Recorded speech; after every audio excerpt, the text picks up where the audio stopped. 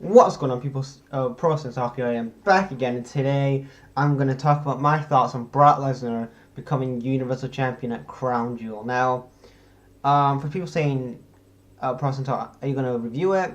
I'm not going to review the show because I did not watch Crown Jewel. I was not going to watch that show because I was working on that day, and I didn't finish. I didn't finish till like later on in like the day, so I couldn't really watch it. And secondly, I had no intention to watch it either because I was busy as well. So anyway, thank God I did not watch this pay-per-view because the shit that I heard about this pay-per-view. Oh my God! Let's talk about the stuff I saw on Twitter.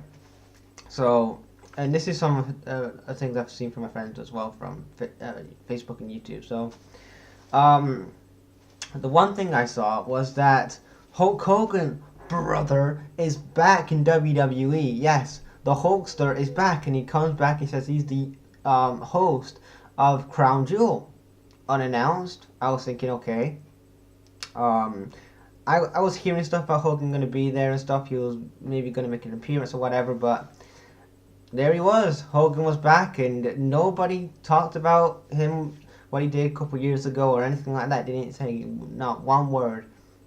And Hogan's there cutting a basic promo, and that's it. He didn't mention Saudi Arabia once, and that was it. Then we have the World Cup tournament, which was a total, absolute wet fart in church moment because this World Cup tournament, as I said before, is a total waste of time because in a World Cup you have all nationalities in the World Cup, and if you want to make it actually a legit World Cup, you don't have just an American World Cup. Because I said before, just call it the US Open. I know you cannot because obviously it's on right now in golf, but call it something different to that. But you had the finalists. I mean, you had some good matches. You had Seth Rollins and Kurt Angle, potentially you could have done. Bobby Lashley versus Seth Rollins. You had Rey Mysterio, Randy Orton. That was a short match as well. But the one thing that I do not get, you had Dolph Ziggler and The Miz.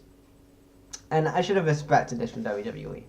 You have the guy that didn't qualify for the match in Shane McMahon because The Miz has an injury or kayfabe injury, and Shane McMahon, because he said on Tuesday night that apparently if none of the SmackDown guys bring the World Cup back, then basically they're all going to be fired. So what does Shane do? Only what Shane can do, and comes back in the ring and beats Dolph Ziggler. Now I'm not a Dolph Ziggler fan. It's no secret I'm not a Dolph Ziggler fan, but why did Shane McMahon have to put himself in this match? I know that Miz injured himself and he's a SmackDown guy, but couldn't you say couldn't you put something like Jeff Hardy in there who was actually in the match? He was actually in the tournament, but didn't go further. I don't know, But again, like I said in the past, it's all about the McMahons. If there's not a McMahon on the show, it's not worth watching. If Vince ain't on the show, or a Stephanie, or a Triple H, or Shane ain't on the show, it ain't worth watching. So we've got to have a McMahon on there, even though that it's not necessary, and we have a full fucking roster. Anyway, let's get on to Triple H and DX. Oh my God. Now, one thing I want to say about this. I did see the DX match. That was a really good match. I thought Shawn Michaels was the best out of all the guys. You could tell Triple H, Kane, and Undertaker are way past it right now. I know they're in their 50s, but Shawn Michaels, this guy hasn't wrestled in 8 years, and he looked fresh out there. He looked like he was in his mid-30s again or something like that. He was looking fresh out there. I know that it was weird. Some people saying, oh, he looks weird because he's bald and whatever, but it didn't mind me because he's not in the ring all the time, so I don't care what he looks like. I mean, Triple H has been bald for years, so that's what it is. But yeah, the one part where Kane knocked off Shawn Michaels knocked off Kane's mask. I thought that was kind of funny because there's one clip of him with the mask on and one with it on or whatever. Triple H did have an injury, and he actually continued in this match, which I thought was a badass move right there. at the end, DX get the win, and then Triple. If you see from the camera, I didn't see this, but I heard that some people said it that Shawn Michaels said to Triple H, "We're too old for this," and that is a sign.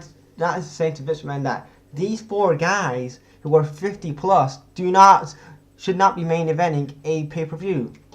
Now I know it was a house show with a network special, but these guys are fucking in their 50s. Now, I love these guys. Like, these are legends from the attitude from my childhood and stuff, but I've got to admit, when you've got a full-time roster with all the guys they signed, all the guys and girls they signed over the years, and them pushing the women's revolution, they have to rely on D-Generation X versus the Brothers of Destruction to sell money. Now, I know the Saudi Arabia people, I know the Saudis want to see nostalgia, which I don't mind. I mean, nostalgia's good in, you know, in its doses and stuff, and I don't mind that. But I don't know why they couldn't have like somebody like Braun Strowman and or somebody else out there like a Seth Rollins and whoever out there. It's just main event the show. Like, why did it have to be Dex versus the Brothers of Destruction? Like, that's like a big FU to the main roster. But yeah, and speaking of the topic of this video,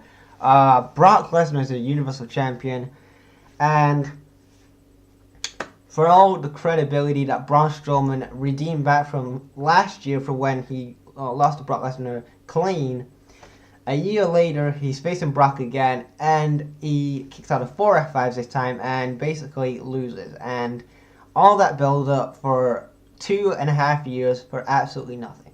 So Braun Strowman is Brock Lesnar's bitch at this point, and all that hope of finally having a breakout star that the fans can actually cheer for, you know, I think in my opinion should build a company around Braun Strowman and Seth Rollins, in my opinion anyway. After all that build up from over like 2 years, they do this shit again. Brock Lesnar as champion, like, oh my god, like, if you didn't watch Product in a year, like, and you just saw Brock Lesnar as champion, you wouldn't think that he's even dropped that belt.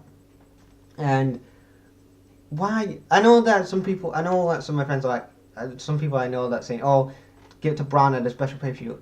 Well, I agree to them at some point, but when are they actually going to give it to him? Like, I don't think they're going to give it to him at Survivor Series or WrestleMania, because they didn't want to give it to him last year at No Mercy or at Saudi Arabia, because they wanted to see Brock as champion. So when are they actually going to pull the trigger? The same with Samoa Joe. Like, Samoa Joe, AJ Styles.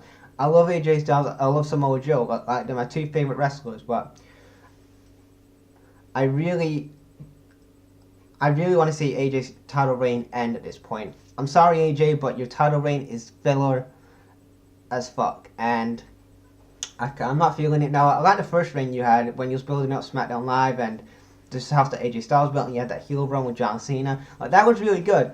But since you've had this other reign after Jinder Mahal, I've not been feeling it. Like, the Nakamura feud didn't like excite me because I was a fan of that in New Japan and didn't like it what they did in WWE.